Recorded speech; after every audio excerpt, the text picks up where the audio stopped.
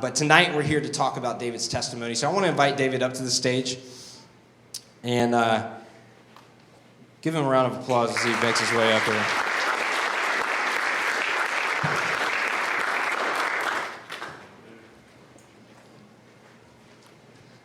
So we're going to do things just a little bit informal tonight. We're just going to do kind of an interview style testimony. That's all. Yeah. All right. Appreciate everybody coming. So, many of you may know David now, but I don't know how many of you have actually heard his story. So, David, if you would, just kind of tell us about your childhood. Take us back to young David Booth and what you were doing as a kid, and tell us what it was like growing up in your family and where you lived and everything. I was born in New Jersey, and don't hate me for that. I've been down here since 1991, so I know what sweet tea is, and I'm all tuned into, I'm a carpetbagger, I think is what they call it, that I came down here for work. But grew up in the upstate New York, very rural area, 8-room schoolhouse, younger brother, 2 younger sisters. We had goats. It was very rural, and it was a childhood, that I think a lot of people would be happy to have. My religion at the time, I remember being very scared of, church, that it seemed like, very, I guess, strict. We were members of an organization called the Worldwide Church of God, that was now that I know more about it, that was very Old Testament based. On Saturday, it was the day of rest. We wouldn't dare move. Don't come off your blanket. It was serious, a day of rest. Church services were 4 and 5 hours long. Also, Passover and these things, we were more or less forced to fast. And, I remember the days, all of us, the day after fasting, we were all so hungry. We would eat so much food that we would end up throwing up. And, at that time, I was always really confused about what my religion was. And when people asked me in school, when the holidays came around, people were, hey, you don't do Christmas? And, no, we don't do Christmas. Like, you're, getting picked on all the time. You're a Jew. And I said, well, no, I'm not. We're not Jewish. Well, what are you? Well, we're Worldwide Church of God. Well, what's that? Well, I'd go home to Dad, what is Worldwide Church of God? And he'd describe it to us, and I'd go back and I'd do my best to defend, what Worldwide Church of God was. But I just remember it being, awesome. Other than that stuff, awesome childhood. We moved to Virginia in 1991, and I was still in elementary school and still being kind of picked on and stuff. And my dad at that time, thought it best to really start reading all of the Bible. And, he was really focused on the Old Testament. That church was, and we started seeing a lot of stuff that was being left out in the Bible. And at that time, he really started to think, maybe we are, maybe this is leaving a lot of that. So we ended up starting to visit some different churches, which was just incredible because we started celebrating Christmas and, at school, and it just felt good to feel a little more accepted, feel a little bit more normal, not having to be on constant defense of this is my religion and, don't pick on me and I sit over in the corner when you guys do Christmas activities and all that.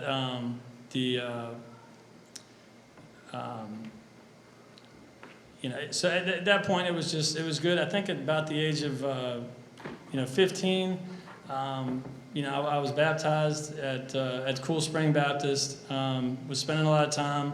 I understood that there was this guy Jesus, and that he had died for our sins. And I was not the best of kids. My dad was always taking care of my mom, taking care of my younger siblings, and so I was kind of left to kind of cause plenty of trouble. And that I felt at the time that I had sins, and I wanted them to be forgiven. And and I was baptized. I think when I was about 15, and so that's I think that kind of brings me to the age of 15. Little speed through of childhood. So, all right, you're 15 years old. You're in Virginia. You've just been baptized. Was there a change? Did things were things different now that you had kind of Well, getting your life to Christ? I was getting close to being able to make my own decisions, and making my own decisions was a big, powerful thing. That I didn't have to do what I was being told. In school, I was able to make my own decisions, and those were, however I wanted them to be. I really loved skateboarding, and so we were out and about. I mean, I think that my dad probably wouldn't even know, but we were in Philadelphia when I was 16, skating at 3 a.m, and he probably thought I was down the street staying at a friend's house or something. And so I did a lot of making my own decisions.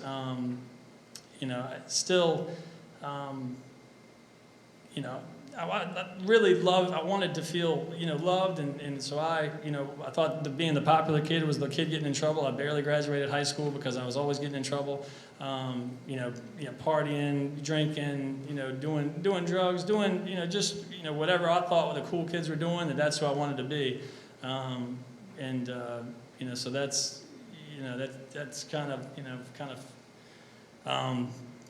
what we did there, kind of just out of high school, thought that, I didn't, because of my lifestyle, I didn't really get into college, so I felt very left out of that. I was like, hey, I'm going to do the Jay Sarge thing, that everybody kind of feels like they do. That was my, go-to.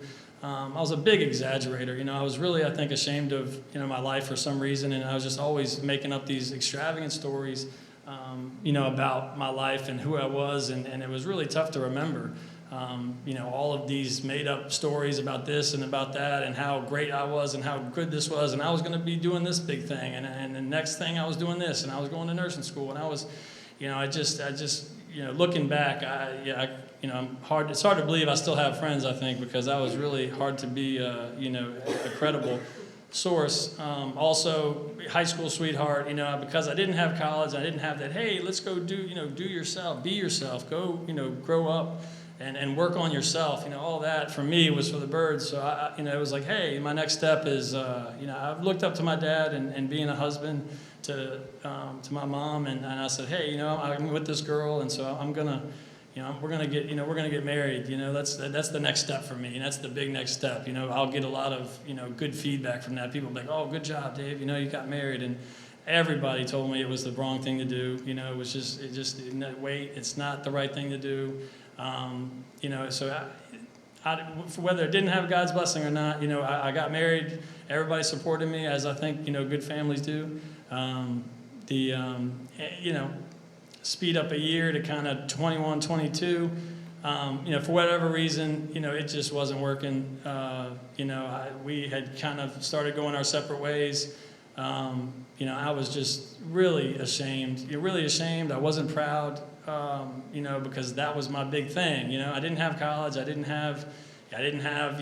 wasn't a Hokie. I wasn't a UVA. I wasn't a Wahoo. I didn't have alumni. I didn't have any of that. And so me being a married man, I was working in insurance at the time, being somewhat successful in that, but that was my big thing, to be a family man, start a family and do all that.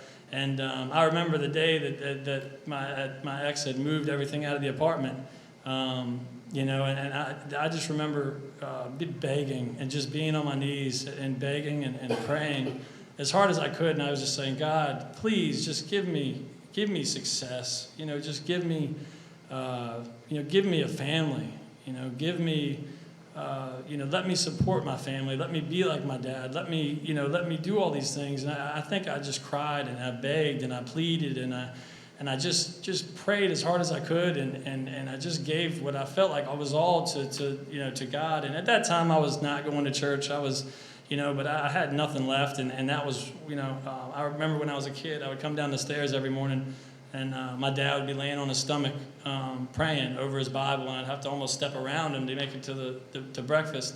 And as we ate breakfast every morning, he'd always have a red mark on the middle of his forehead from where he'd been praying. And so I think maybe just from seeing that I was really, at that point I felt like there was nothing else to try.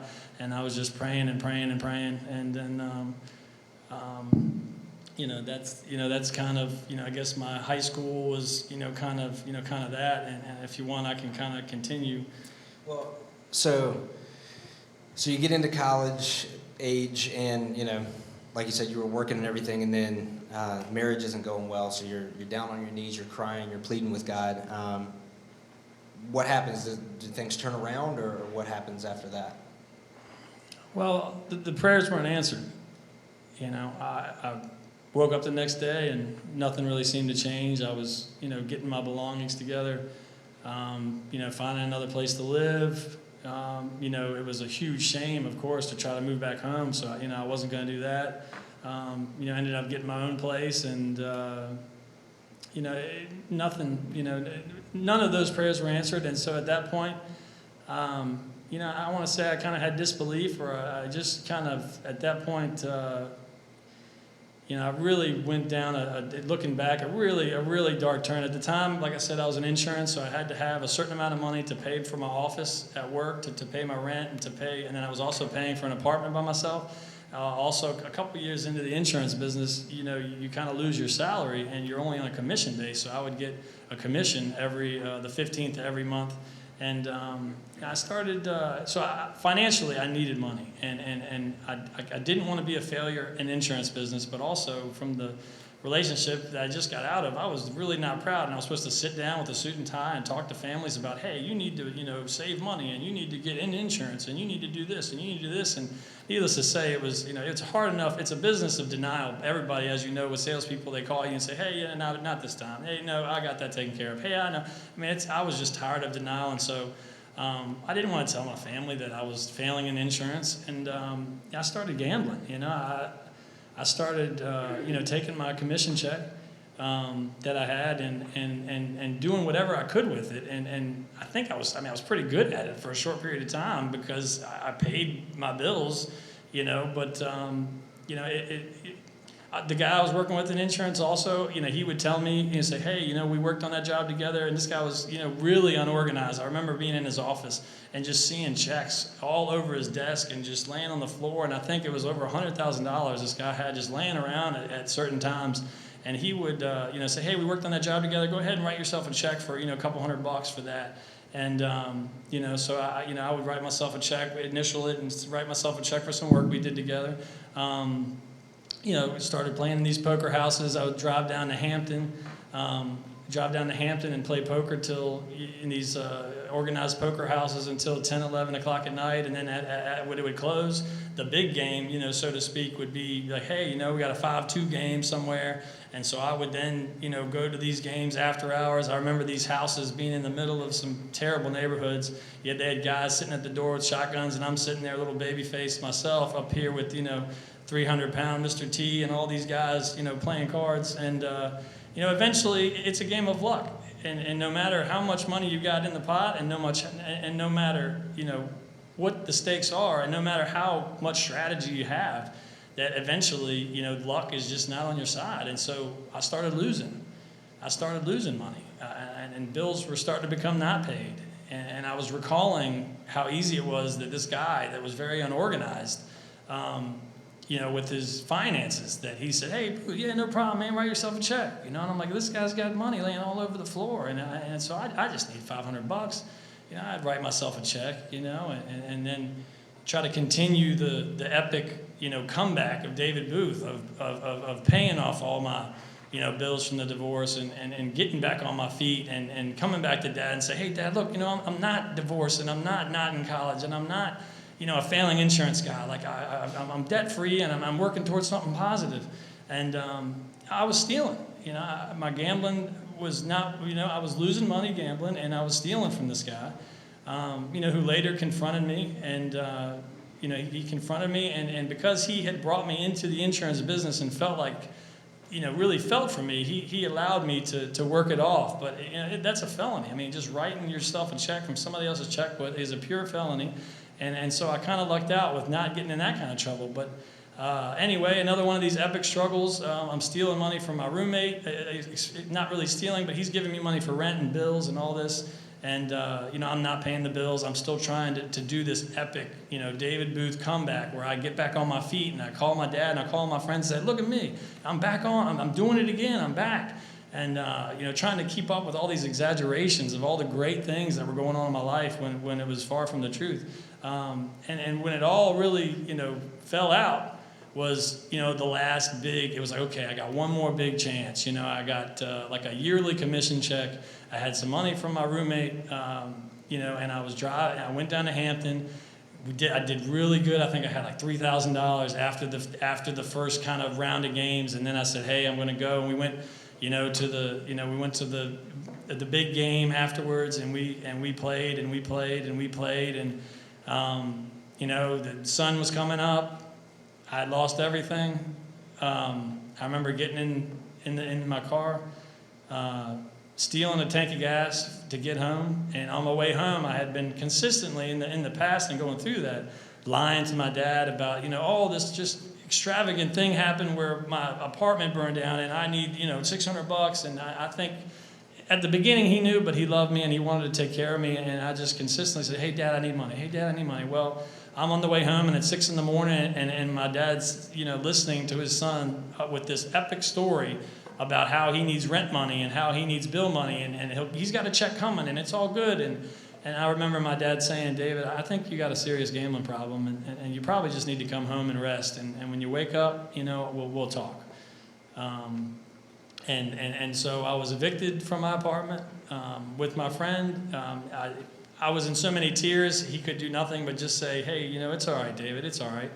And, so I'm probably maybe 26, 27 at this point.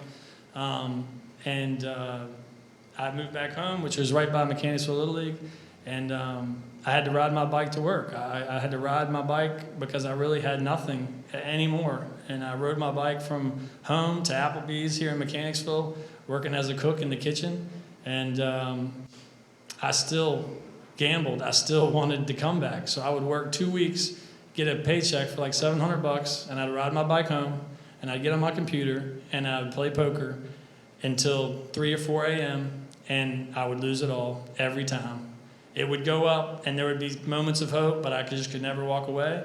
And I'd get back on my bike, and I'd ride to Applebee's, and I'd work for 2 weeks, and I'd get my paycheck for $700, and I'd go home, and I would gamble it all away, and it was just over and over and over again until I really felt that I had no self-worth, and I just felt like everybody saw me riding my bike to and from work, saying, "Is that David I went to school with? I thought he was doing all these great things. I thought that he was off.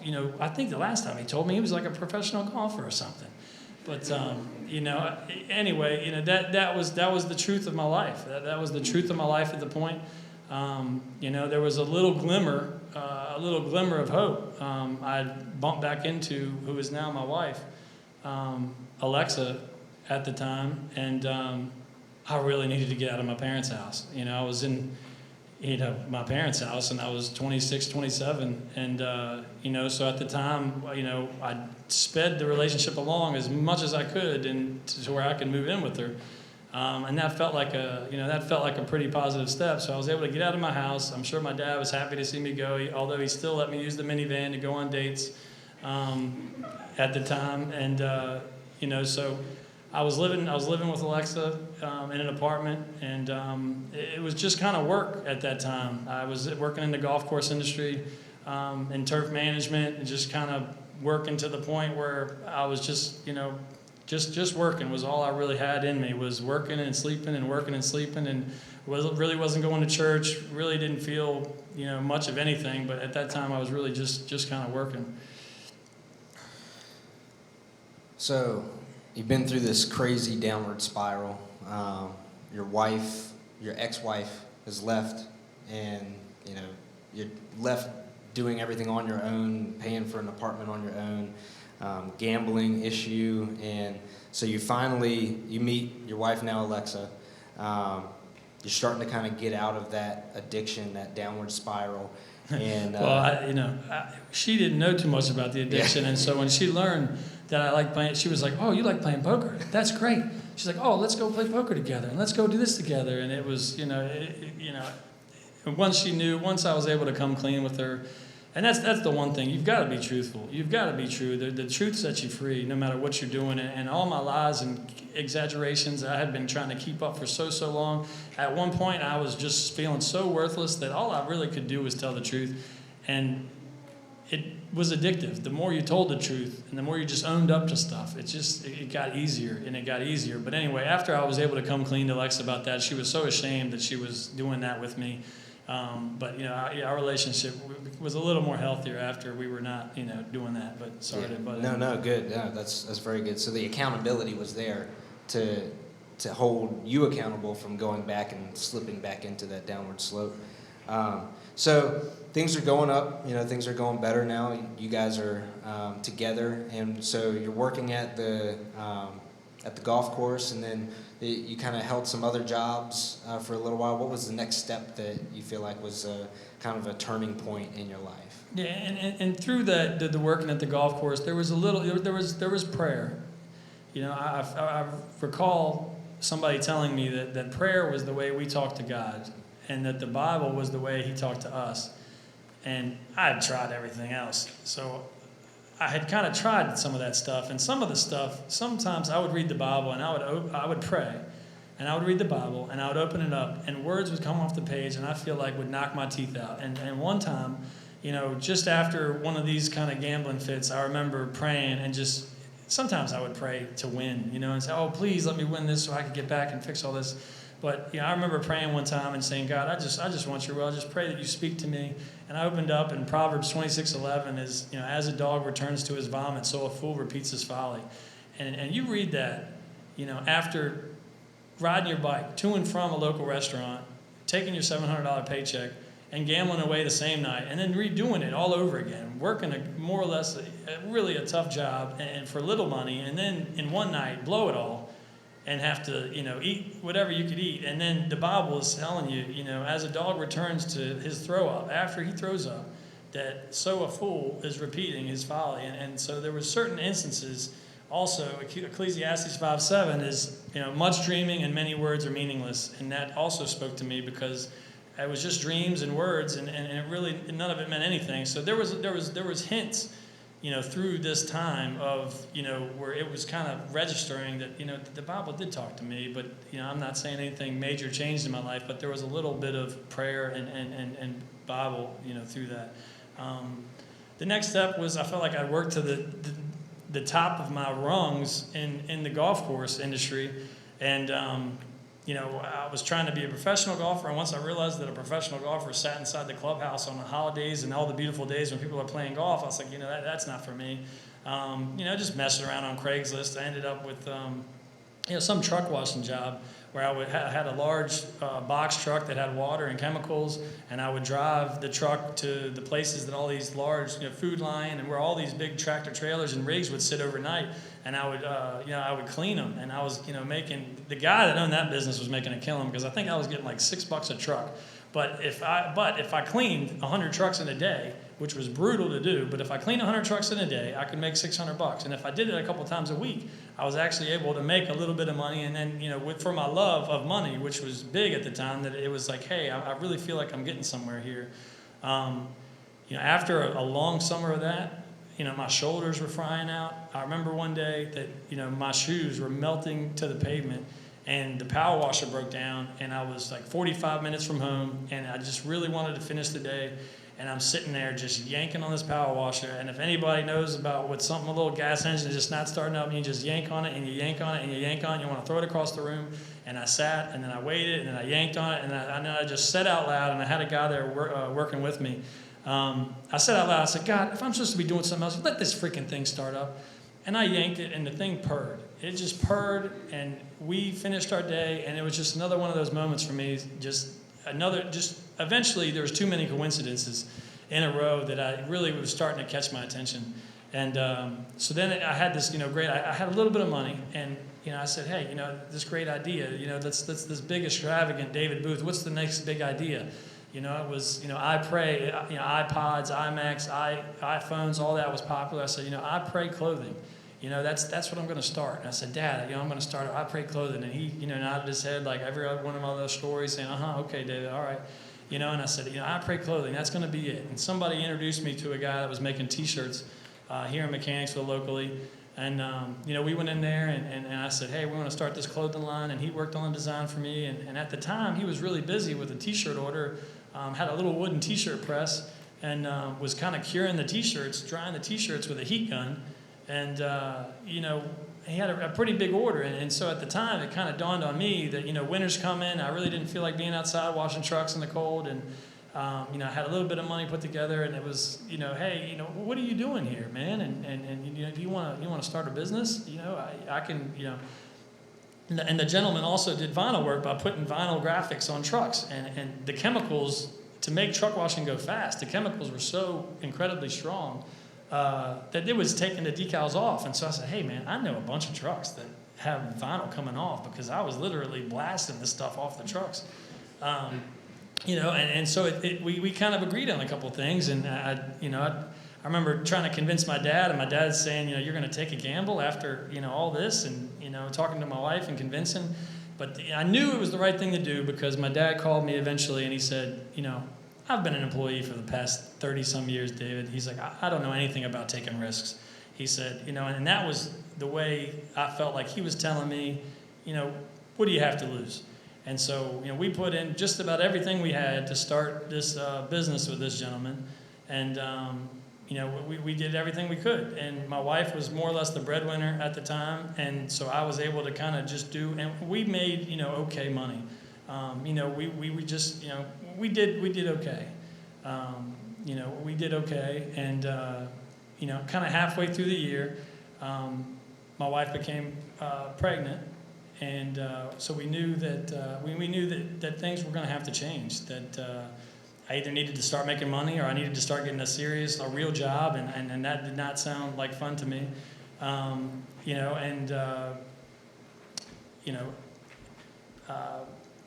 Because of some friends, I was the sales guy. I was supposed to bring sales to the table, and through some connections, that there was a big construction company locally. And we were doing some work with him, and the owner had came by, which was now. I mean, I know him to this day, and it was rare for him to come by, but he came by, and I was having one of those days that that I felt like I was doing more of the work, and my partner maybe wasn't there, and anyways, I had a baby coming, all of these things. And I said, I was talking to him. I said, hey, man, I'm really struggling in this place. What should I do? I'm 49% owner, and this and this. And he's like, well, you're 49% of nothing. Is what you are. If you really, there's no way to be fully accountable in business unless you really are the top, because then you have nobody else to blame. You have nobody else to take credit. Anyway, I talked to my dad. I said, hey, Dad, he said that he would help me a little bit, if I wanted to start my own business. And I thought that was another one of these connections. I remember talking to my dad and saying, hey, Dad, this guy said, hey, he'll help me out and start my own thing. And my dad said, wait a minute. You just started this business with this guy. You need to finish out your commitment, with this guy. You told him you were going to do this with a year. You need to, do this for a year. And so I, kind of brushed it off. I brushed it off. But anyway, speed up to the end of that year. Me and the other partner, we both had different visions for the company. He wanted it to be, the way he wanted it to be, and I needed money. And at that point, it made me look really greedy because I was just trying to squeeze money out of the business, but rightfully so because, I had a baby on the way. Anyway, we prayed really hard about it, and I had not had any conversation or talk with the gentleman from the construction company. Up until that point, and we prayed about it, and I called him out of the blue, and I said, I remember you saying that you would help me, and I need help, and I want to start my own company, and so I called him, and we had met for lunch, and it was an incredible blessing that he gave me a very fit sum of money to start your own business. And that was one of the biggest, I felt, answered prayers in my life. And I remember sitting in bed, coming up with the logo, and it was like, hey, what's the name of the company going to be? And I'm researching branding, and how does this thing need to be named? And you need to look at the name, and you need to know what you do for a living. And so ink, was part of T-shirt printing, and the equipment that I had bought to go in with the company, my partner was very good, and that he held to his word. And when we first went into business, he said, if we ever split up, that I'll take, whatever we brought to the table, we'll take what we brought to the table ourselves, and then anything that we accumulated equally, we'll split that up. And we did just that. And I praised my partner, my ex-partner, for that, because he was a man of his word in that. Anyway, so I said, it's ink. It needs to be it's ink. And as soon as I wrote out the word it's ink, all I could see was the words I sink. And it was I sink. And I said, well, that's not going to do it. That's not going to be a good company name. And then so we consistently thought, praying. So we figured we need to put a cross in it. And so, it was INKT, and it was going to be inked. And whether it worked or not, we just said, hey, if we're honoring God and we're putting God first, that whatever happens, and then Inked was born. If you want me to go, further, or Yeah. So at this time, you begin Inked. You've got the gracious gift from a friend to help you start it up. Your wife is still pregnant at the time, is that correct? Mm-hmm. And so you're really, kind of a step of faith. Was this something you felt God was leading you to do, to kind of step out, to take this jump? During the year, working with my past partner, it was just so consuming. Because I felt like we had everything in it, and my wife was working full time, and I wasn't really bringing home much money, and it was just very consuming. I remember we talked about issues at work every single night. My wife was just tired of talking to me about my partner and about this, and how I wish he was doing this, and how I should be doing this, and just ongoing and ongoing. It was really consuming. And towards the end of making that leap, it was almost 2 leaps. I'd put everything I had into a business, and I did everything I could to build it up, and now I was going to move 2 miles down the road and be its own competition. And so during that time, I remember praying and reading the Bible and praying and reading, and it was my only refuge at the time. And so, it very much was a leap of faith. And I remember eating lunch again with the CEO of the construction company, and I learned a lot of about business in that time, because he said, so what do you need? And I had this long list. I said, well, this and this and this and this. He said, hey, look, man, I'm a business owner. I don't have time for that. You just need to tell me how much you need. And I said, well, look, just tell me a number. And I've never asked for anything like that. But so eventually, he just taught me a lot that, short to the point, mean what you say, get it going. So we started Ink. But anyway, the amount of money that I'd asked for went so quick. Went so incredibly quick, because I had no clue about opening up my own business, of getting my own equipment and getting my own computers and getting my shop outfitted. And it was at the beginning of the year in January when it was started. And so it was gone real quick. In about a month, every dime that he gave me was gone. And then it was very, very real. It was very real, because it was all gone. My wife was pregnant. It was real, and thankfully we were getting a little bit of business here. People were respecting the cross. We did a big toys parade in some of the lesser neighborhoods, in Richmond around that Christmas time, and we got some business from that. But we had enough just to keep us inspired. And the freedom of working for yourself was just incredible. But it was only enough to keep you kind of going. And anyway, we speed up. I guess we speed up a couple months. My wife was due in April, and anyway, my daughter was born April 13th, 2014, and now we had pretty much 90 days. We had 90 days for a major decision to happen, because my wife was the breadwinner, and my business was just kind of doing. And it was, maternity leave was about 90 days, and she had some vacation days. And, so it was like, the time was ticking. And it was like, well, when I go back to work, are you leaving the business? Are you selling the business? How are we going to take care of daycare? How are we going to take care of this? And, during that time, I was April and May, I can only imagine, it was a busier time of year because everybody starts getting T-shirts. But I was really selfish at the time. I remember it was all about me. I felt like now, especially because I had branched off from this business and that business partner, of course, in any competitive business, that it's like, okay, you're going to go down there and be my competition, even though I taught you, just about everything that it was a very competitive thing. And then I was so ashamed. I'm moving down the street and like, I'm going to close up shop. And now, where's my pride? That, he's like, I told you so. I told you that you weren't going to make it on your own. You should have stayed here with me. And it was just a lot of very self-centered thoughts and being very selfish and just, what am I going to do? What about me? What about my business? What about this thing that this construction guy gave me? What about this great opportunity? 3 months later, it's going to be kaput. And I went to church with some friends.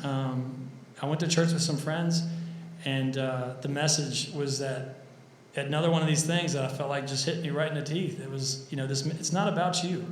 It's not about you.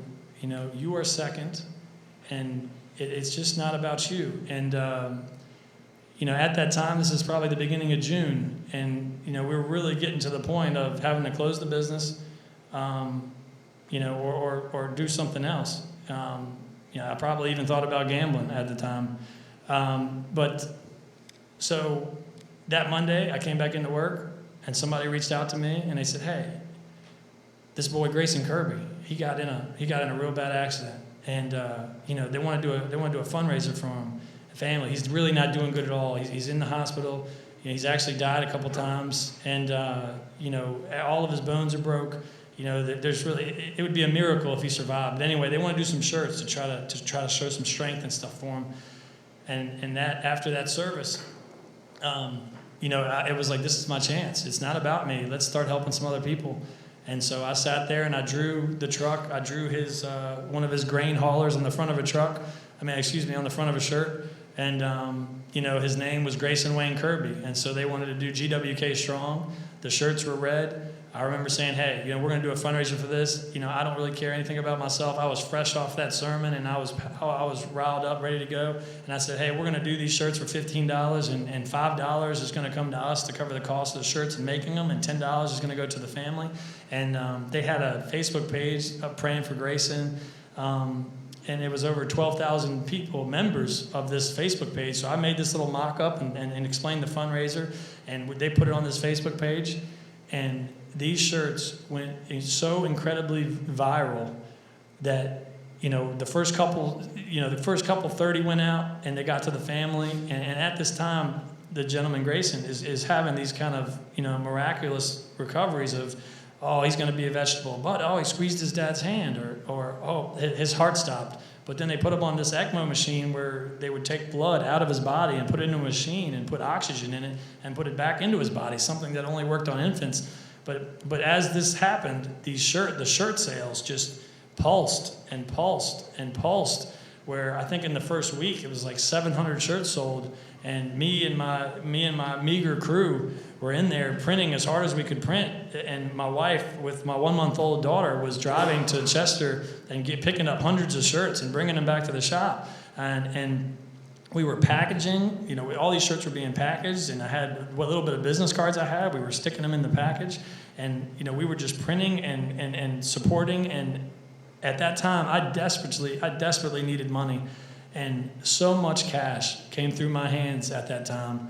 And I knew it was my chance. I knew it was my chance for a life of maybe some hope, or a life of everything that I knew already, which was emptiness, nothing, a shame, lie, deceit. And I was fully accountable for every dollar that I made sure that the family came and got the money before we even ever got anything. And after a few weeks went by, it dawned on me that after the first couple of weeks, it was 1,000 people.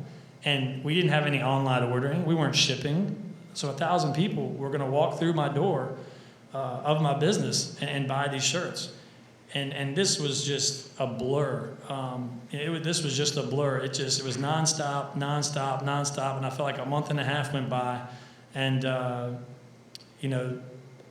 we're kind of in July, and this is at the time that my wife is going to be going back to work pretty soon.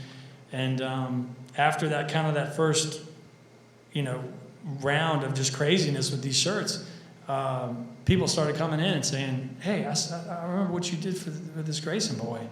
Man, that really means a lot. I didn't even know you were here. I need, 200 shirts for my business. Man, I got like 10 trucks that you need to do. Oh, hey, you the Grayson guy? You got to do the Grayson shirts, right? Hey, yeah, you need to come over here and you need to meet this guy. Yeah, he needs lots of shirts. Oh, and this guy, oh man, he needs stickers. Yeah, oh, this guy, banners, yeah. Every single day people came in there and they'd say, hey, I'm so happy with what you did for that family. Here's some business, here's some business, here's some business. And we were used to working around the clock at the time because the Grayson shirts were just insane. I mean, we just printed shirts what seemed like till midnight every night. I also remember saying prayers. I never met the guy, and I remember saying prayers, saying, God, I hope you let this guy live. I hope you let him survive. Let me be friends with him one day, God. I just pray. It seems like a lot of people care about this guy. I just really hope that he makes it. And, you speed up a couple weeks, I was able to look at my wife and it was her time to go back to work. And we had so much work that the decision was easy, that I needed help at work. And, my wife at that time quit her job. She quit her job and was able to stay at home for a year and some change with my daughter, for the first year of my daughter's life. And, it was just incredible. And that consistently built our business. And after that, tragedies, what seemed like after tragedy, and he was the only one that survived. And so many people, we would be printing shirts for some cause, and we would get the phone call, and it was like, no, they didn't make it. And it just kind of became our MO that in a time of need that we were able to have organic fundraisers where people and family could come in and be in the shop, and people could come see the family and give money to the family directly to help. And they would have shirts to show unity, whether it be for prayer or for anything else. And that was kind of the really the dawn, I guess, of INKT and kind of who we were. So Grayson, you said he survived. That's right. Is he here?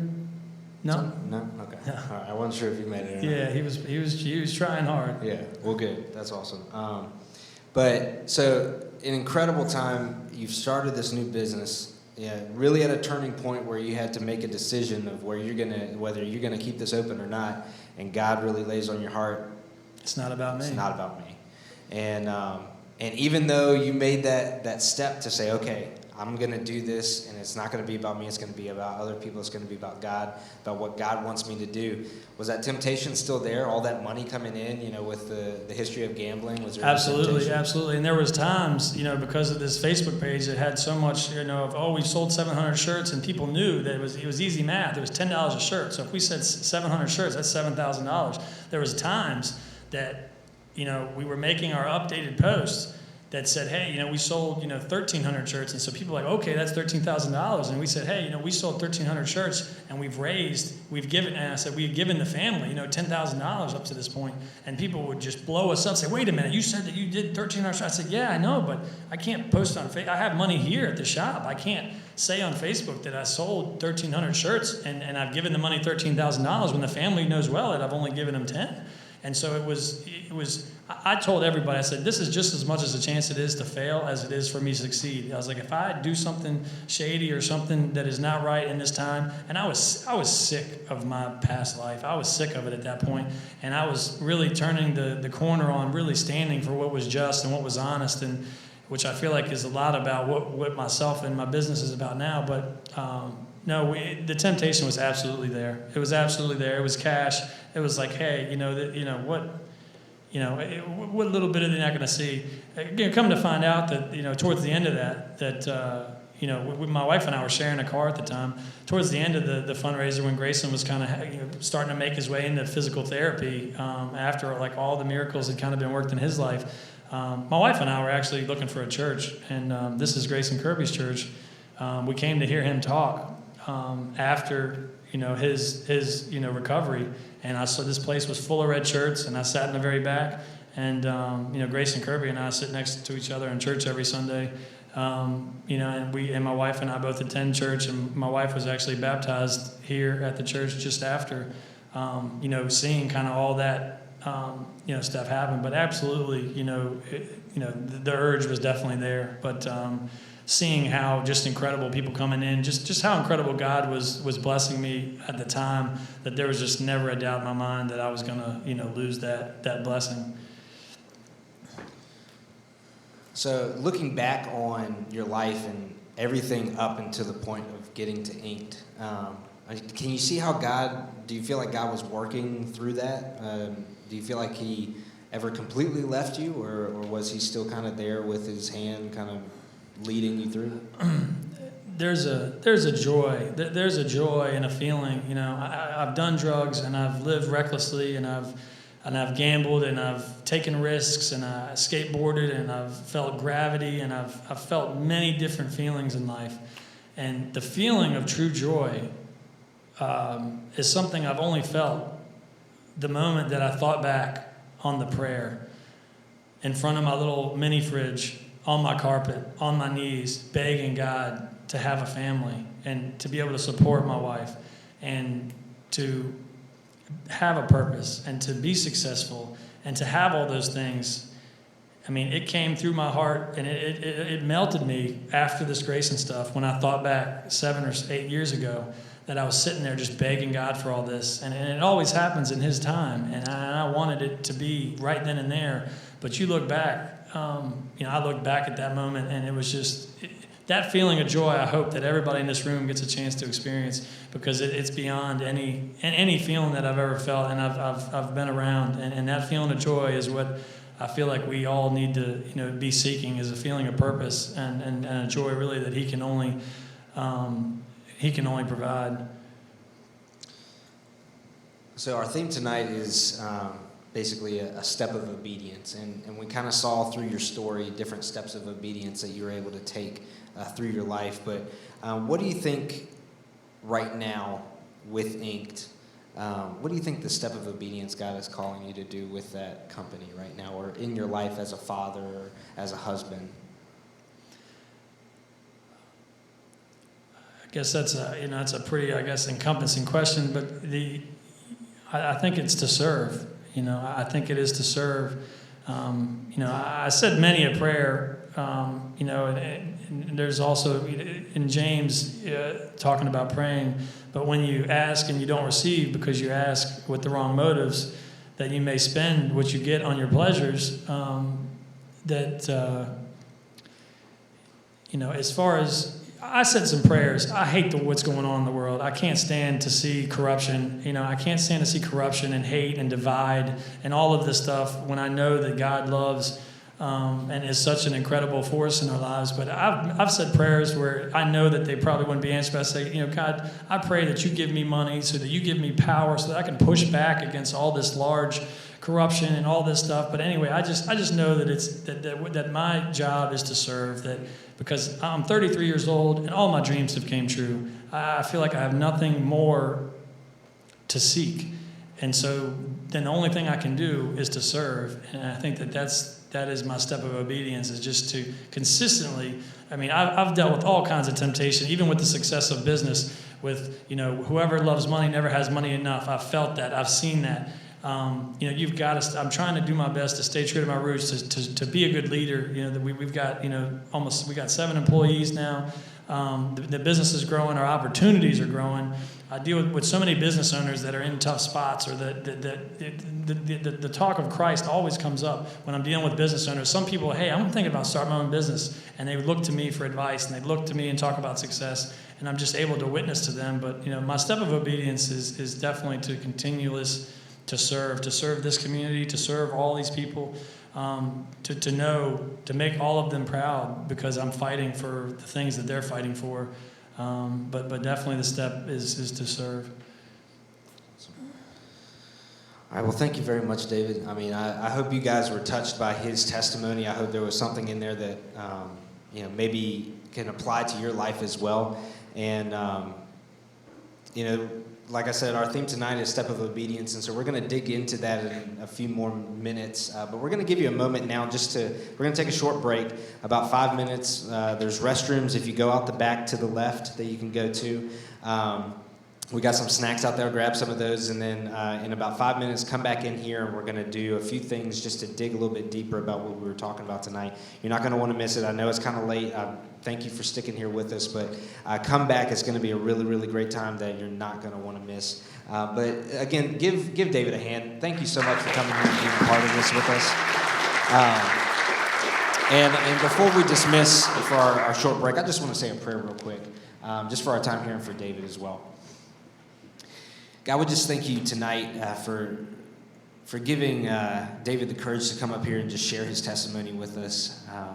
And God, we thank you for the way that you worked in his life, and we just being able to see through his trials and tribulations and the spirals that he was in, that no matter what, you were still there with him, and that you were guiding him through that. You never left him. Lord, you do hear our prayers, and like David said, it may not be in the time that we want, but eventually, if they line up with your desire for our life, you will answer those prayers. And God, just thank you for giving him the courage to come up here and share his testimony. I pray that the words that he spoke tonight spoke to people here. I pray that if there's somebody here tonight that's struggling with some of the things that he did, that they might be able to connect with one another and hold each other accountable. But ultimately tonight, we just pray that everybody could feel that hope and that joy that David was talking about. And that only comes in knowing you as Lord and Savior of our life, and just giving our lives to you, realizing that it's not about us, but it's about you. We are second, and you have to be first and on the throne of our lives. So, Lord, we look and we pray ahead for these next few minutes. We're going to spend digging into your word a little bit more. So bring us back here and really just speak to us. Our hearts and our minds are open to you. Lord, just move through the rest of this night. It's your name we pray. Amen.